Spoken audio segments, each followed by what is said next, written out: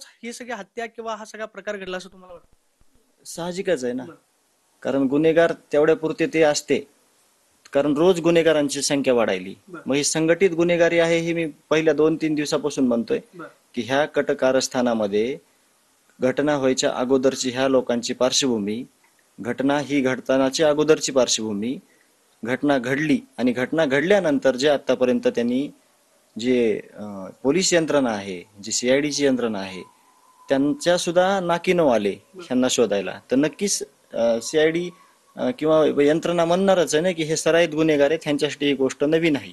तेच मी म्हणतोय की ह्याच्या मुळाशी जाऊन जे सगळं हे कटकारस्थान केलेलं आहे आणि ज्या गोष्टी ह्या घडलेल्या आहेत ह्याच्यातून ह्यांचा समूळ नायनाट केला पाहिजे. त्यांच्यावर जेवढी कठोरातली कठोर कारवाई आहे, जसं करून की अधिवेशनात मुख्यमंत्री साहेबांनी सांगितलं की ह्यांच्यावर मोका लावण्यात येईल, ह्यांना फाशीची शिक्षा देण्यात येईल, त्याच पद्धतीनं पुढील कारवाई योग्य दिशेनं केली पाहिजे अशी आमची देशमुख कुटुंबियाची नव्हे तर सगळ्या समाजाची मागणी आहे. त्याच्यामध्ये 18 पगड जातीचा समाज आहे आणि सगळ्यांची मागणी आहे आणि तशी शिक्षा झाली पाहिजे.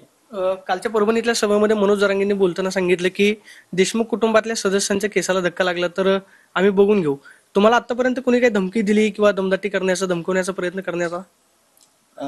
आपण मासाहेब जिजाऊ, शिवाजी छत्रपती शिवाजी महाराज यांच्या संस्कृतीतले लोक आहोत सगळे. तर आपण महिलांशी बोलताना, म्हणजे वरिष्ठ अधिकाऱ्यांशी बोलताना किंवा समाजात वावरताना एक आपल्याला वागण्याची पद्धत कशी पाहिजे वगैरे हे सगळं शिकवलेलं आहे. पण जो संबंधित व्यक्ती, ज्याचा मी रीतसर अर्ज दिलेला आहे, तो व्यक्ती तिथं संबंधित रेडेकर मॅडम होत्या, त्यांना बोलण्याची त्याची पद्धत, माझ्याकडे यायची पद्धत ही योग्य नव्हती. ते जे सगळं घडलं ते मी तिथं अर्जाद्वारे दिलेलं आहे. तर माझं एकच म्हणणं होतं की मी न्याय मागताना अजून एकही गोष्ट चुकलो नाही, मी न्याय मागतोय खूप सहनशीलतेनं. सगळ्यात मोठं दुःख आहे आयुष्यातलं की माझा भाऊ आज माझ्या कुटुंबातच नव्हे तर कुठंच नाहीये, तरी मी जे न्यायाची भूमिका आहे त्या न्यायाच्या भूमिकेमध्ये मी न्याय मागतोय, एकदम म्हणजे विनंती करून, हात जोडून. आणि हे आरोपीला कुठंतरी ह्यांचे कुठंतरी काहीतरी लागेदोर आहेत, हे असे वागतायत, तर त्या संदर्भात मी तसं अर्ज दिलेला आहे. मात्र या प्रकरणामध्ये मागणी होते की ते म्हणजे वाल्मिक कराड हे फक्त खंडणीच्या गुन्ह्यामध्ये आहेत, हत्या प्रकरणामध्ये ते अजून त्यांचा गुन्हा जो आहे तो दाखल झालेला नाही. या प्रकरणाचा मास्टर माइंड नक्की कोण आहे? मग ज्या पद्धतीनं सरकारी वकिलांनी युक्तिवाद केला, वाल्मिक कराड यांच्यावरती तुमचा काय संशय आहे?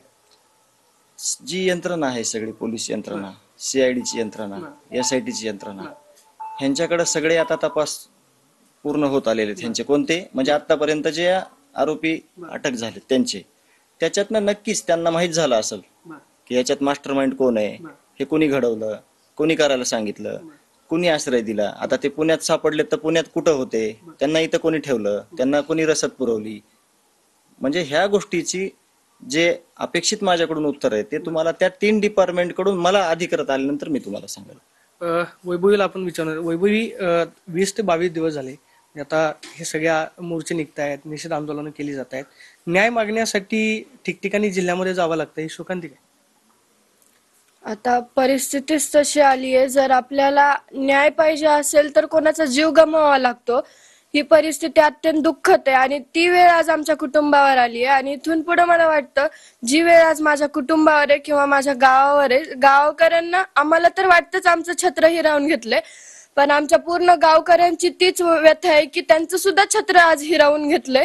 माझी एकच विनंती आहे की जी वेळ आज आमच्यावर आहे ती दुसऱ्या कोणावर येऊ नये.